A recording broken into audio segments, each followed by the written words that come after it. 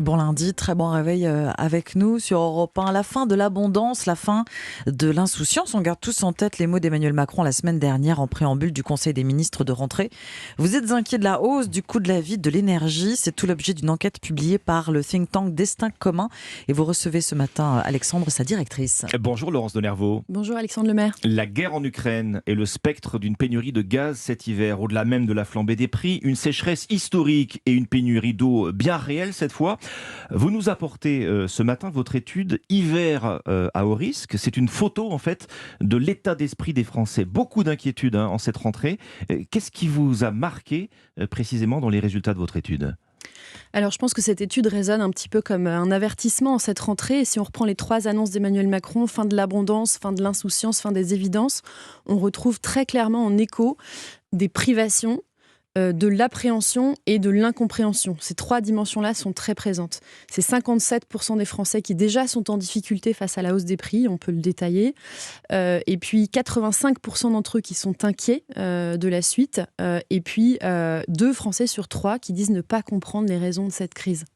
Alors, c'est inquiétude. On se souvient des mots d'Emmanuel Macron il y a quelques mois, cette fois-ci, lorsqu'il prédisait le retour des jours heureux. On en est maintenant à l'annonce de la fin de l'abondance, la fin de l'insouciance. Votre étude a été réalisée avant cette déclaration d'Emmanuel Macron. Ça résonne en tout cas avec l'état de l'opinion. Il y a ce sentiment maintenant très présent que les crises s'installent dans le temps et qu'on n'en voit pas la sortie.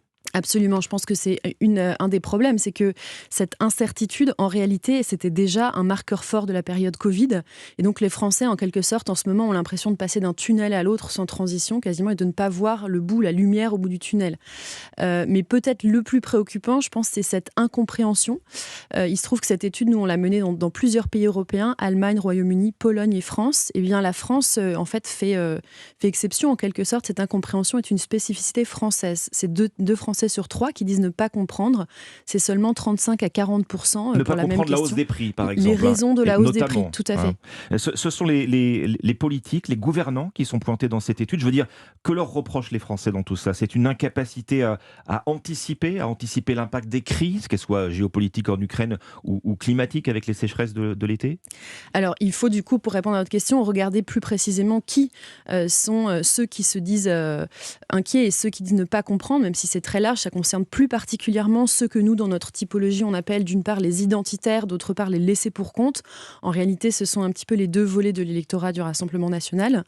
Et en fait, eux font une lecture très politique de la crise. On leur a soumis plusieurs options pour dire qui, pour vous, est responsable de cette crise. Eh bien, les Français, en fait, désignent presque autant le gouvernement français que la Russie de Vladimir Poutine. Et c'est en particulier le cas de ces identitaires, de ces laissés pour compte. Donc, il y a effectivement des reproches qui sont faits au gouvernement. Je pense que pour prendre un petit peu de recul, il faut aujourd'hui se concentrer très fortement sur la pédagogie. On avait fait une enquête au moment du Covid et on voyait déjà que les Français qui de fait recevaient le plus d'aide de l'État étaient aussi ceux qui déclaraient le moins en recevoir. Donc un gros décalage en fait entre la perception et la réalité de ce qui est permis par l'État. En soutien aux Français qui sont en difficulté. Donc ce sont les 2 reproches qui sont faits au gouvernement. Manque d'anticipation, manque de pédagogie, comme vous le venez de le dire. Et sur la pédagogie, je pense qu'effectivement, on pourrait la structurer dans le temps pour essayer de donner, dans cette période évidemment de grande incertitude, un peu de visibilité avec des objectifs ou des scénarios, du moins, à 3 mois, à 3 ans, à 30 ans, pour essayer de donner aux Français des repères. Emmanuel Macron, on le voit, on l'entend, demande à ses ministres de tenir un langage de transparence sur les mois à venir. Il prépare le terrain. Tout à fait, absolument. C'est certain qu'il y a des mesures qui sont prises dans ce sens et que la pédagogie est en train de s'organiser. Mais il y a aussi des bonnes nouvelles dans cette étude, notamment le fait que cette crise aujourd'hui, on le sent, renforce la conscience de l'urgence climatique. Et ça, ce sont des sujets qui mobilisent les Français très largement. Et là aussi, on voit des chiffres extrêmement hauts. C'est 7 Français sur 10 qui considèrent qu'aujourd'hui, cette crise est l'occasion d'accélérer la transition énergétique. Et une proportion équivalente qui disent aujourd'hui la sobriété c'est une solution souhaitable Alors ça veut dire justement que l'appel à la sobriété énergétique, c'est un appel qui est entendu par les Français ? Alors oui, tout à fait. Et ce chiffre est quand même frappant, hein. 72% des Français qui disent c'est souhaitable, y compris dans l'électorat du Rassemblement national, c'est 60%. Donc mais c'est souhaitable d'abord mais... pour des raisons de budget familial. On a envie de croire, enfin, limiter le chauffage, ça répond d'abord à un impératif d'économie. Voilà, c'est tout de suite le besoin de vigilance. C'est qu'il y a sobriété subie et sobriété choisie, on le sait.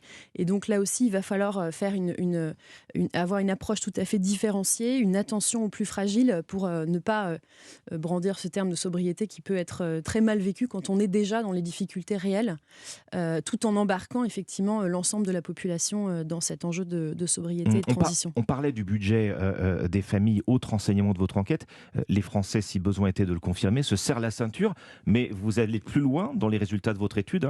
Vous allez nous dire comment, très concrètement, sur quel poste de dépenses ça pèse ? Oui, alors c'est 57% en général qui ont du mal à faire face à la hausse des prix. Si on détaille, il y en a 1 sur 2 qui réduisent les dépenses non essentielles, 1 sur 2 aussi quasiment qui ont réduit les sorties, les loisirs. Et puis, c'est 1 Français sur 5 en cette période de rentrée qui a modifié ou annulé ses vacances et 1 sur 10 qui saute des repas occasionnellement. Tout ça, c'est vraiment du fait de la hausse des prix. La peur de l'avenir, 7 Français sur 10, autre chiffre frappant de votre enquête, 7 Français sur 10 anticipent des troubles à l'ordre public dans les prochains mois.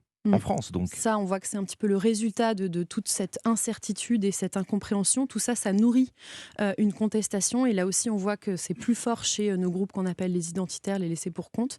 Donc, bien sûr, ça, c'est le point, là aussi, de vigilance et d'alerte. Mais je pense que, alors aujourd'hui, si on veut monter les Français les uns contre les autres, on peut le faire. Ça ne va pas être très difficile, mais il y a certainement d'autres approches, d'autres moyens pour à la fois avoir une attention permanente aux plus fragiles et en même temps embarquer toute la population vers cet avenir qui en même temps semble souhaitable pour tous, un avenir vert en fait. Hiver à haut risque, c'est le titre de l'enquête que vous publiez, Laurence de Nervaux, directrice du think tank Destin commun ce matin sur Europe 1.